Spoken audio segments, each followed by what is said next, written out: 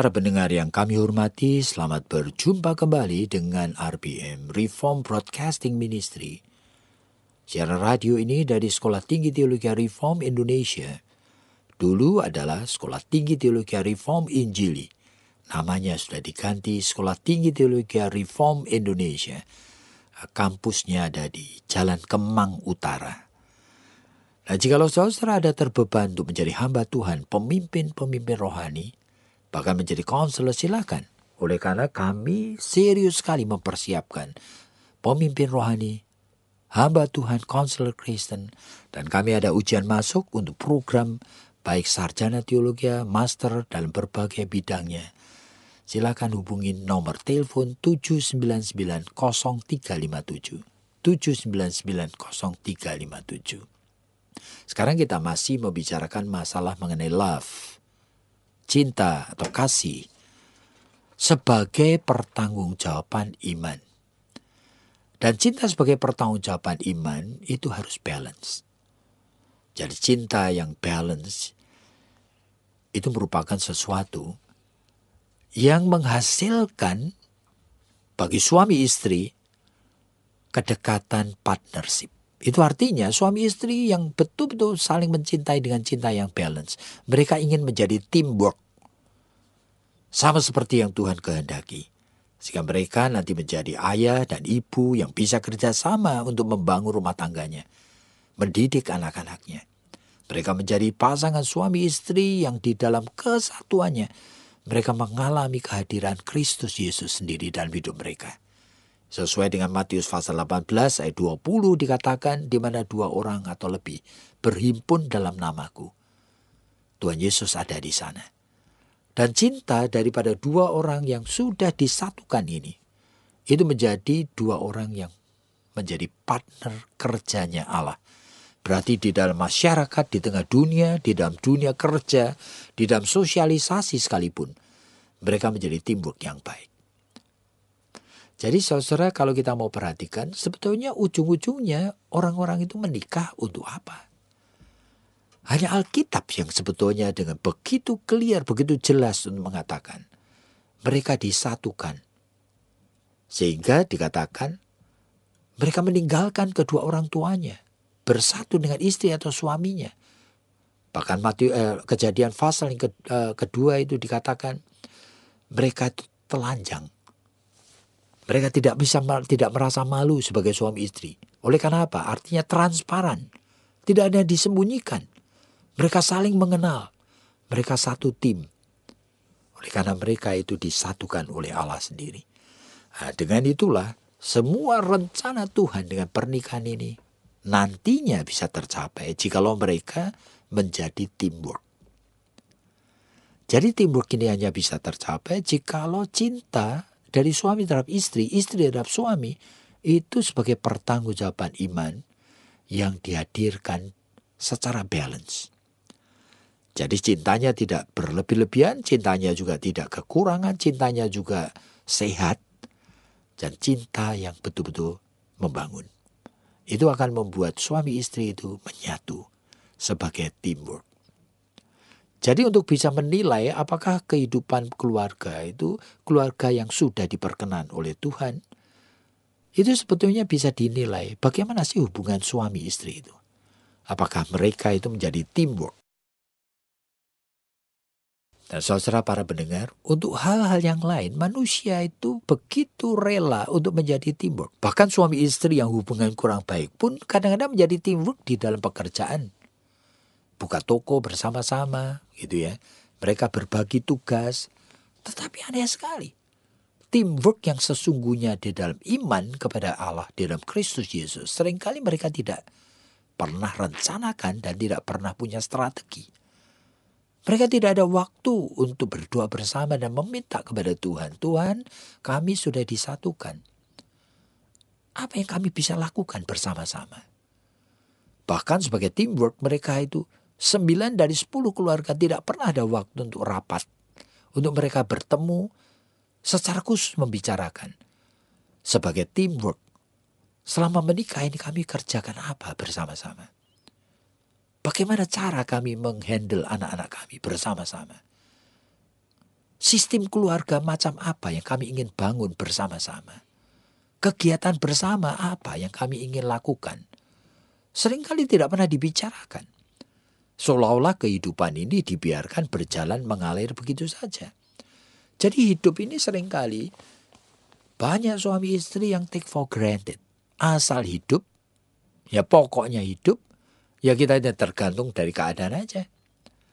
Tapi tidak ada rencana, tidak ada strategi.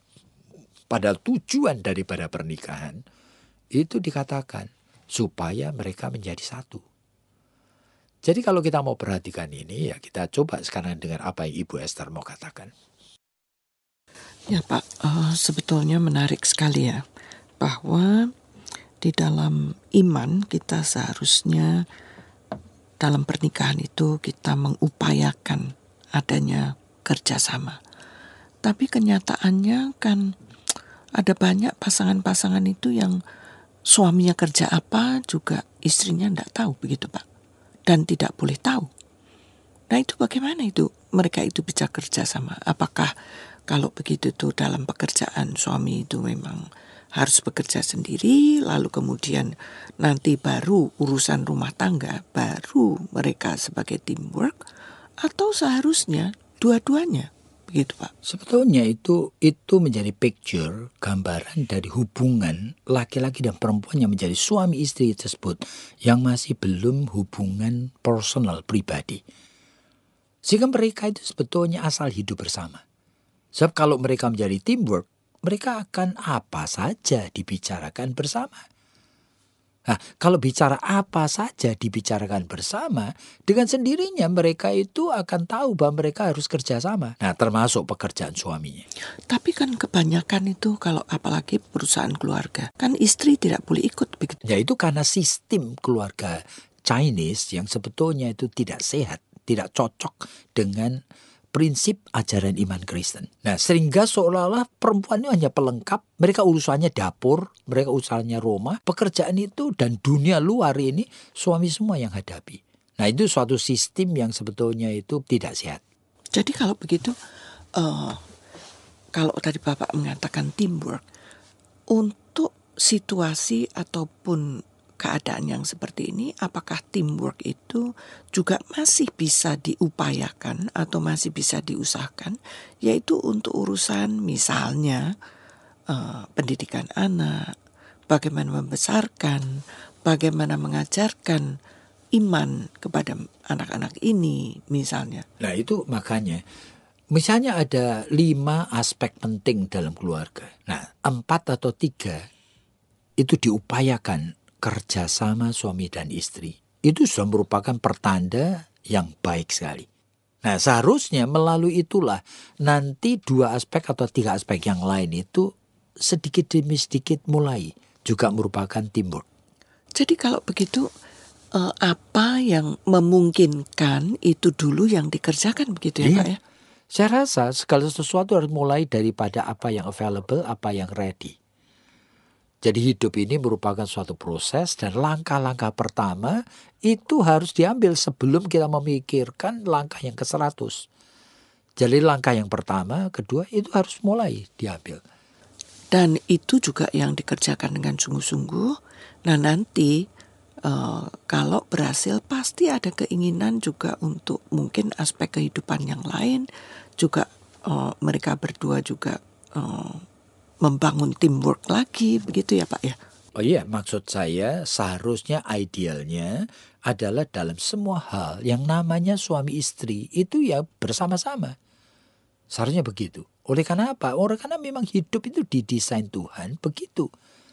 Artinya mereka dipanggil untuk menjadi teamwork, untuk membangun keluarga ini bersama-sama. Nah, keluarga itu sebetulnya aspeknya banyak. Nah, untuk ke dalam nanti persiapan untuk keluar. Jadi apa yang dilakukan di dalam keluarga itu nanti akan keluar bersama-sama.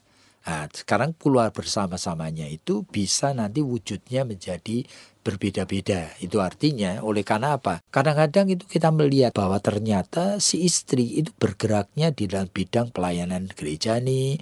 Ya banyak sekali berhubungan dengan banyak wanita yang tentunya tidak bisa dengan jenisnya segala sesuatu yang dia lakukan dengan wanita lain, suaminya harus hadir. Tidak bisa begitu. Ya Pak, tapi yang visible saja, yang biasa itu dihadapi itu adalah misalnya saja di dalam mendidik anak-anak. Kan banyak suami yang sudah mengatakan, loh aku ini kan sudah kerja seharian. Jadi urusan misalnya bikin PR, urusan mendidik membesarkan anak, itu kan sebetulnya urusan dari istri begitu.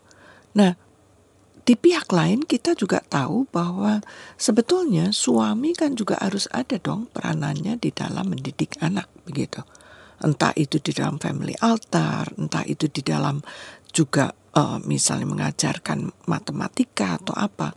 Bagaimana Pak itu supaya mereka itu juga mempunyai kesadaran bahwa teamwork ini sangat dibutuhkan. Walaupun sekarang ini kita juga tahu bahwa ada banyak bimbingan belajar yang available, bimbingan belajar yang bisa diikuti oleh siapa saja, sehingga kehadiran daripada ayah itu juga tidak terlalu dibutuhkan begitu. Tapi misalnya saja dengan kebaktian keluarga, family altar, bagaimana itu Pak? Makanya sebenarnya kalau kita melihat Alkitab, kita melihat bahwa sebetulnya area-area yang tadi Ibu sebutkan, itu mostly hampir semuanya itu adalah tanggung jawab yang utama itu justru si ayah. Seperti misalnya Alkitab selalu bicara bahwa ayah itu seorang imam. Itu artinya bicara mengenai siapa yang mengajar, mendidik, menghadirkan firman Tuhan kepada anak-anak. Seharusnya yang utama adalah justru bapak-bapak. Makanya selalu dalam Alkitab disebutkan, hai bapak, hai bapak, hai bapak. Ulangan pasal 6, nanti dalam Amsal Sulaiman, banyak sekali. Sampai kepada Efesus pasal 5, Kolose pasal yang ketiga, dan Kolose pasal 5, dan sebagainya. Itu terus-menerus berbicara mengenai hal yang sama. Efesus pasal 6. Jadi kalau begitu Pak, kalau bapak-bapak ini tuh belum sadar begitu ya, kan kerjasama itu tadi Bapak juga sudah menyinggung, yang ready saja itu dimulai. Begitu. Iya. Nah, untuk itu kan membutuhkan juga suatu keberanian, membutuhkan juga suatu suatu usaha, membutuhkan juga suatu semangat mungkin, courage begitu ya untuk melakukannya. Nah, bagaimana kalau suami itu merasa bahwa kamu aja lah, aku kalau pulang tuh udah capek gitu. Atau dia selalu mempunyai alasan itu untuk pulang malam dan pulang terlambat supaya dia tidak usah memimpin kebaktian malam. Ya sebetulnya ke ujungnya adalah pribadi yang sebetulnya mau menolak tanggung jawab. Pribadi yang sebetulnya belum spiritual itu tumbuh. Pribadi yang sebetulnya punya berbagai kelemahan-kelemahan, yang pribadi yang sebetulnya egois. Nah, ini orang-orang seperti ini sebetulnya itu memang ya hal-hal yang ideal sesuai dengan pertanggungjawaban iman, mereka masih jauh dari keinginan untuk memenuhinya. Ya kita sebagai khususnya istri-istri misalnya sebagai pasangan mereka, ya pertama harus memahami lebih dahulu realita bahwa suaminya itu masih jauh. Suaminya masih belum siap. Nah, suaminya masih belum punya bekal cukup. Nah, suaminya masih belum punya hubungan pribadi dengan Tuhan. Suaminya belum punya beban untuk hal-hal seperti ini. Doakan. Tetapi sekali lagi, kalau betul istri itu mencintai suami dan sebagai pertanggungjawaban iman, dia akan balance. Dia tidak akan memaksakan hal-hal tersebut. Dia akan memberikan sesuai dengan readiness. Tetapi dia harus mempersiapkan. Makanya dalam Alkitab dikatakan, hendaklah tugas dari orang yang mencintai, itu kan gunung-gunung itu diratakan dulu. Lembah-lembah ditimbun dulu. Jalan yang berkelok-kelok diluruskan dulu supaya raja kemuliaan itu boleh hadir. Sehingga pintu gerbang yang berabad-abad kadang-kadang tertutup itu, yang sudah karatan, harus dibuka. Jadi ini merupakan tanggung jawab manusia yang sebetulnya tidak mudah. Oleh karena itu complicated kadang-kadang. Makanya Tuhan menjanjikan pertolongannya.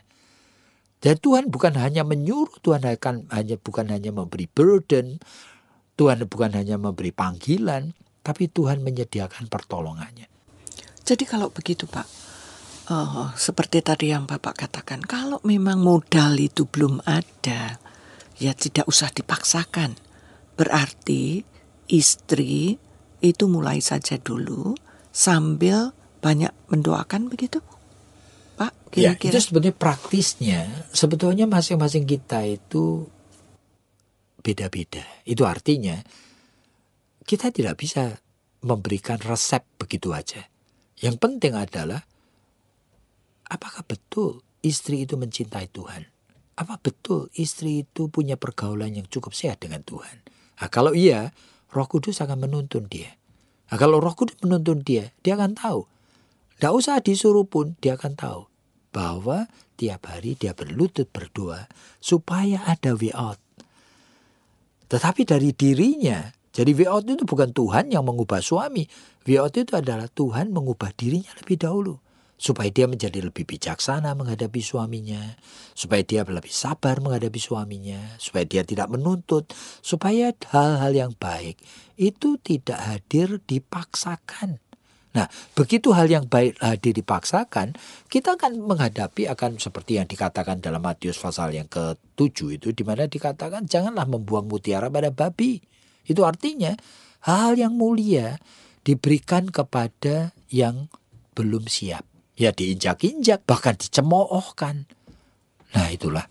Jadi para pendengar yang kami hormati, setelah mendengar hal-hal seperti ini, mungkin muncul berbagai macam pertanyaan dalam pikiran saudara.